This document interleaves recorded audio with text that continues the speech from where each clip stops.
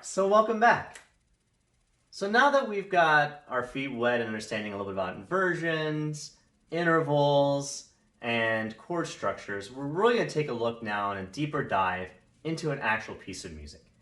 And the piece that I've chosen is one that's very popular and very well known. It's Away in a Manger, and it's a popular Christmas song that we sing here in the Western society. Now, as a composer, I highly recommend that if you don't have a church hymnal, to invest in one. They're not very expensive, but this is going to be a great tool for you to use as you learn how to properly analyze music, especially tonal music. And you're going to learn a lot of really neat things about chord progressions, how the dominant, subdominant, and dominant are used. You're going to learn about cadences, as well as how the composers avoid some of those common mistakes that you make early on, like writing in parallel fifths, voice leading, and parallel octaves. You're going to learn other things like passing tones and what chords are actually really important and which ones, we don't really need to take the time to analyze, as you're going to see in this piece of Away in a Manger. Now you might say, well, why do I need to take time to analyze music? Well, think about it this way.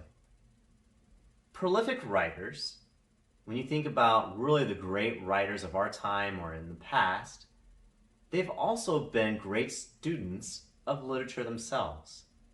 They've had an exceptional mastery of the English language or whatever language that they're writing in. They've had an exceptional understanding of syntax, of grammar, of how to construct a story. And they didn't just magically have this ability. They may have had some innate ability in storytelling.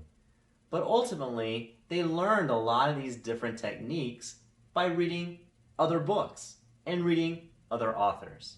And it's no different when we're talking about composition. We want to have a really strong mastery of how is music constructed by taking a look at other pieces, understanding how it's written, and not just listening to it just for pleasure. Now, certainly listening to it gives you some additional ideas, but understanding the structure and what's happening will help you as you construct and as you write your own music. All right, enough of that plugging. Let's move on to Away in a Manger. I'm going to play the piece. I'm going to have up on the screen as well the portion that I've analyzed. So I've analyzed the entire piece. Don't necessarily follow along when I'm playing with the piano or try to follow along with the music so much, because I will do some embellishments, so I'm not going to strictly play the notes that are on the page that you see. But then after I play the music, we're going to take some time then to ultimately delve in to each of those lines individually. And we're going to take time to actually break that into a separate video, just to make sure that this is not getting too long. But let's start with Away in a Manger and my initial analyzing of that piece.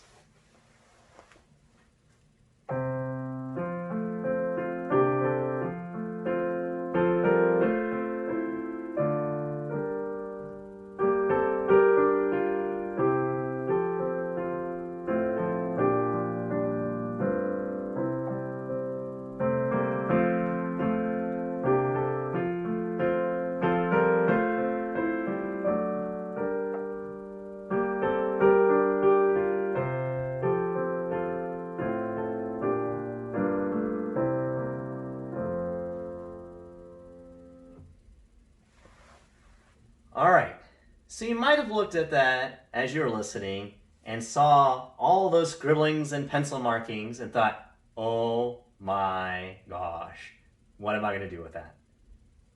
Don't worry, take a deep breath.